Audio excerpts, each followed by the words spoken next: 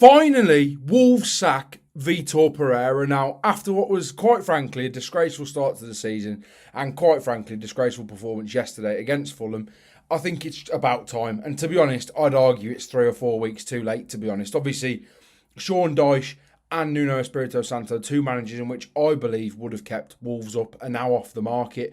And ultimately, they were available just a few weeks ago. So have Wolves missed the boat there? Yes, they massively have. Do they need to sack Vítor Pereira?